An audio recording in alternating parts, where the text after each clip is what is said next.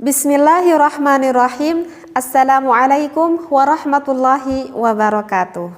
Bismillah, alhamdulillah, wassalatu wassalamu ala rasulillah. Wa ahsanul jima'i, dan yang paling bagusnya kita melakukan berhubungan intim ma yuqibuhu nasyatun, setelahnya itu akan terdapat rasa giat di badan. Wa thayyibun nafsin, dan puasnya hati kita. Wa baqi sahwatin, dan akan masih terdapat rasa sisa syahwat. Wa syarruhu ma yuqibuhu, tetapi kalau melakukan berhubungan intimnya yang tidak baik, ra'datun wa dayqu nafsin, maka badannya itu akan merasa sesak gitu di dadanya dan bahkan bisa agak menggigil gitu badannya. Wa mautu a'dha'in wa ghisyanun, dan akan serasa mati gitu ya anggota badannya dan agak pusing-pusing di kepalanya. Wa bughdu syahsil mankuhi, dan akan terdapat rasa benci kepada pasangannya. Fa in kana mahbuban, walaupun sang istri ataupun sang suami yang dia cintai. Fa hadzal qadru kafin fi tadbiril aslahi minal jima'i. Ini tadi cukuplah sebagai cara yang paling bagus di dalam kita melakukan berhubungan intim. Nah, jadi di sini dikatakan yang diterangkan itu cirinya kalau kita bagusnya melakukan berhubungan intim itu, hati kita sesudahnya itu akan merasa puas, bahkan masih terdapat rasa sisa-sisa syahwat setelah kita melakukan berhubungan intim. Badan kita akan terasa giat, maksudnya akan terasa lebih seger lah gitu ya. Berbeda dengan yang melakukan berhubungan intimnya yang kurang tepat ataupun yang kurang baik lah begitu ya. Justru dadanya itu kan merasa sesak. Biasanya sih karena merasa sesak itu karena nggak mencapai akan suatu kenikmatan sih biasanya. Sehingga nggak ada rasa puas di dalam hati. Bahkan bisa saja di sini dikatakan oleh ulama, bahkan bisa menimbulkan rasa benci kepada pasangan kita. Artinya bisa saja sang istrinya merasa benci kepada suaminya, ataupun suaminya kepada istrinya, walaupun pasangan kita itu pasangan yang sangat kita cintai. Seperti itu. Ya kalau keterangannya sih simpel juga ya, yang udah diterangkan, ya begitulah. Kalau cirinya tandanya yang baik dan tandanya yang kurang baik. Nah kemudian kita tuh berpikir kalau begitu bagaimana agar berhubungan intim kita itu baik, yang gimana gitu kan? Pasti kan ada juga nih yang bertanya kalau saya udah paham nih yang baik itu nanti tandanya seperti itu. Nah kalau gitu kita itu pengen melakukan hubungan intim yang baik itu bagaimana? Seperti itu. Nah berarti kita itu harus memahami dulu akan perbedaan laki-laki dan juga perbedaan perempuan.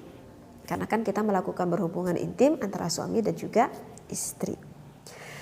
Nah, saya sudah sering nerangin kan, kalau wanita itu lebih besar dominan ke emosionalnya, ke hatinya.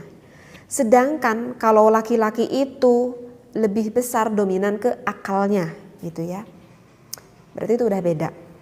Di dalam melakukan berhubungan intim pun tentu saja berbeda. Di dalam melakukan bercinta ataupun di dalam melakukan berhubungan intim gitu ya, yang diinginkan oleh wanita ini saya langsung spesifik ke ngobrolin masalah seks gitu ya, atau langsung ke hubungan masalah intim gitu ya. Kalau yang diinginkan oleh wanita itu adalah ingin dirasakan dulu ataupun ingin diberi dulu rasa cinta dari pasangannya. Baru kalau sang istri itu udah merasa dapatkan rasa cinta, rasa kasih sayang dari sang suami, baru sang istri itu mau melakukan berhubungan intim. Tapi kalau seorang laki-laki itu berbeda. Kalau laki-laki itu karena lebih dominan kepada akalnya, kepada pikirannya. Jadi kalau mau melakukan apapun itu, laki-laki itu biasanya lebih fokus. Jadi kalau misalkan laki-laki pengen melakukan berhubungan intim, ya udah, gak banyak basa-basi, saya ingin melakukan berhubungan intim. Seperti itu. Jika sudah melakukan berhubungan intim, suami itu udah orgasme, baru sang suami itu baru bisa memberikan cinta kepada kita. Beda kan? Kalau sang istri itu pengen dapat cinta dulu, baru udah dapat cinta, baru sang istri itu ada gairah untuk melakukan hubungan seksualitas. Tetapi kalau suami itu terbalik. Kalau suami itu kalau pengen melakukan berhubungan intim, ya melakukan berhubungan intim dulu. Udah itu baru sang suami bisa memberikan rasa cinta dan kasih sayang kepada kita, kepada istrinya. Kenapa laki-laki itu seperti itu? Karena anatomi hinopolamus di laki-laki itu 2% setengah, maksud saya 2% setengahnya itu lebih lebar gitu yang ada di otaknya itu daripada perempuan gitu. Kenapa laki-laki seperti itu? Ya karena oleh Allah diciptakannya seperti itu. Berarti menurut Allah itu lebih maslahat. Kenapa? Karena laki-laki itu bebannya itu lebih banyak, bebannya itu lebih besar daripada kita seorang perempuan. Laki-laki itu yang berkewajiban untuk ibu bapaknya, ya itu kan kewajiban laki-laki untuk menafkahi ataupun mengurus ibu bapaknya. Kemudian sang suami itu juga berkewajiban di dunia dan juga nanti di akhirat kepada istrinya. Jadi kalau misalkan istrinya itu enggak paham soal ibadah yang berhubungan dengan keseharian yang dipakai oleh sang istri, misalkan contoh tentang bab haid gitu ya. Kalau enggak ngerti sholat ya tentang sholat, artinya tentang ibadah lah yang berhubungan dilakukan untuk kewajibannya sehari-hari. Itu kewajiban siapa? Itu kewajiban suami. Kemudian suami juga kan mempunyai anak. Itu kewajiban siapa? Ya sebenarnya sih kewajiban ibunya dan juga kewajiban suaminya sebenarnya. Tetapi kan berarti kalau begitu tanggung jawab suami itu lebih banyak daripada tanggung jawab seorang istri. Seperti itu. Karena itulah Allah memberikan akalnya itu lebih banyak, lebih condong ke akalnya itu lebih banyak daripada perempuan. Seperti itu. Begitu. Sehingga karena hinopolamusnya itu lebih tebal seperti itu, jadi kan wajar kalau misalkan suami itu lebih banyak kepenatan, lebih banyak kepusingan gitu. Sehingga sang suami itu ingin pembebasan ketegangan, kepenatan yang ada di dalam dirinya. Dengan apa? Yaitu suami itu ingin orgasme. Artinya ingin melakukan hubungan intim sampai dia orgasme, sampai dia mendapatkan kenikmatan itu. Sehingga setelah sang suami melakukan hubungan intim, setelah orgasme suaminya, maka badannya itu akan lebih rileks. Dan pikirannya pun akan kembali normal lah istilahnya seperti itu. Jadi karena banyak kepenatan di dalam otaknya, jadi bagaimana sang suami mau memberikan rasa perhatian yang lebih, memberikan rasa cinta, rasa kasih sayang kita kepada kita lebih, seperti itu. Jadi wajar deh kalau misalkan kita lihat suami yang udah pulang kerja gitu ya, yang gak terlalu banyak ngobrol, yang gak terlalu banyak senyum, itu harus diwajari begitu wahai para istri gitu ya. Karena wajar saja dia kan udah bekerja seharian yang penuh dengan kelelahan, kecapean, kepenatan, sehingga udah konsentrasi itu udah mulai terlalu nggak fokus. Jadi wajar kalau laki-laki seperti itu. Nah oleh karena itu justru sang istri itu harus membantu kepada suaminya untuk menghilangkan kepenatan itu. Jadi kalau misalkan suami pengen gitu kepada kita, harusnya kita sebagai sang istri harusnya tuh lebih bersemangat gitu ya. Kenapa kita harus lebih bersemangat? Agar kita membantu kepada suami kita untuk menghilangkan kepenatan itu begitu. Sehingga itu untungnya juga nanti akan dapat buat kita gitu ya. Karena kalau udah hilang penatnya, nah maka akan lebih mudah suami itu mengekspresikan rasa cinta dan rasa kasih sayangnya itu kepada kita, seperti itu ya. Nah jadi ini harus dipahami ya agar tidak menimbulkan kesalahpahaman. Kalau untuk sang istri ataupun perempuan itu justru terbalik. Kalau sang istri itu pengen dibangun dulu rasa ketegangannya itu. dengan jalan yang panjang dan juga persyaratan yang banyak. Benar, iya benar. Ini bukan menurut saya sih, ini menurut psikolog itu seperti itu gitu. Dan memang dirasakan gitu oleh banyak wanita ya seperti itu gitu ya. Jadi kalau pengen sang istri itu rasa gairahnya itu lebih memuncak, itu banyak syaratnya. Kalau perempuan itu pengen disayang-sayang dulu, pengen diulus-ulus dulu, pengen dipuji-puji dulu gitu ya, pengen diberikan rasa empati dulu gitu ya. Pokoknya banyak gitu ya, bahkan terkadang pengen dipijit-pijit dulu gitu badannya. Artinya yang benar-benar santai, yang benar-benar menimbulkan rasa suami itu terasa oleh sang istrinya itu benar-benar sayang gitu. Nah baru itu akan bangkit gitu rasa gairah di dalam sang istri gitu ya.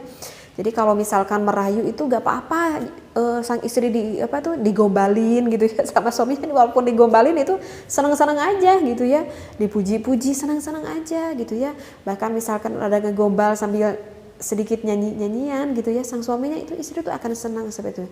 Berarti kan yang diinginkan oleh sang istri sebenarnya tuh masih banyak gitu persyaratan yang lainnya sih sebenarnya gitu ya. Nah, yang lebih spesifiknya lah ke sana lah gitu yang saya sampaikan. Dan dengan waktu yang cukup agak panjang juga gitu. Kalau biasanya kalau suami pengen ya to the point aja gitu. Kalau istri itu biasanya agak sulit juga kalau langsung to the point seperti itu. Kecuali kalau memang betul sang istrinya itu sama suami kebetulan waktu itu memang benar-benar hormonnya lagi benar-benar memuncak baru. Nah itu gak terlalu sulit. Tapi kalau gak terlalu hormonnya lagi memuncak, sang istri ya begitulah gitu ya.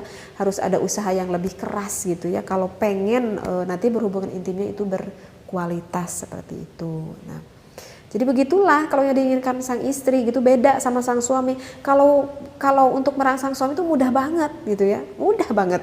Cuman satu, apa? Kalau misalkan suami kita lagi nonton TV, kita panggil aja sama istrinya, Mas sini gitu ya, langsung ajak ke kamar. Maaf gitu ya kalau ada saya mengeluarkan kata yang gak kurang pantas gitu ucapkan. Udah, istrinya cukup aja bertelanjang. Ataupun gak bertelanjang juga istrinya misalkan memakai pakaian yang sangat menerawang sekali, udah istrinya suaminya gak akan sulit, itu akan bangun dengan sendirinya gitu. Jadi sesimpel itu kalau untuk suami. Tapi kalau untuk sang istri itu agak cukup panjang dengan waktu yang panjang. Artinya dengan waktu yang cukup panjang, misalkan nih saya beri contoh gitu ya, suaminya itu udah pengen nih waktu siang hari, misalkan suaminya lagi kerja, kan bisa misalkan suaminya itu menelpon istrinya ataupun nge-WA istrinya dengan kata-kata yang lebih menjorok ke yang erotis gitu ya. Artinya si sang istri itu udah paham, udah ngasih kode nih gitu. Ataupun misalkan lagi istrinya suaminya yang ada di rumah gitu ya, misalkan istrinya yang lagi masak gitu sama suaminya didekap di belakang membisikkan kata-kata yang gimana gitu, itu udah membangun gitu ya untuk sang istrinya agar terbangkit rasa gairah kepada sang istrinya. Hal-hal yang kecil seperti itu bagi sang istri itu adalah sangat penting sekali karena wanita membutuhkan waktu yang cukup panjang dan persyaratan yang banyak. Baru jika suami itu udah memahami apa yang diinginkan istri dan istri udah memahami apa yang diinginkan suami, insya Allah di dalam melakukan berhubungan intimnya akan berkualitas gitu ya, sehingga nanti akan mendapatkan faidah ataupun manfaat apa yang sudah saya sampaikan. Mudah-mudahan apa yang saya sampaikan ini sangat membantu dan sangat bermanfaat sekali, terutama bagi pasangan suami istri agar kita lebih harmonis menjadi keluarga yang mawaddah, warahmah dan sakinah. Wallahu a'lam wabillahi taufiq wal hidayah. Wassalamualaikum warahmatullahi wabarakatuh.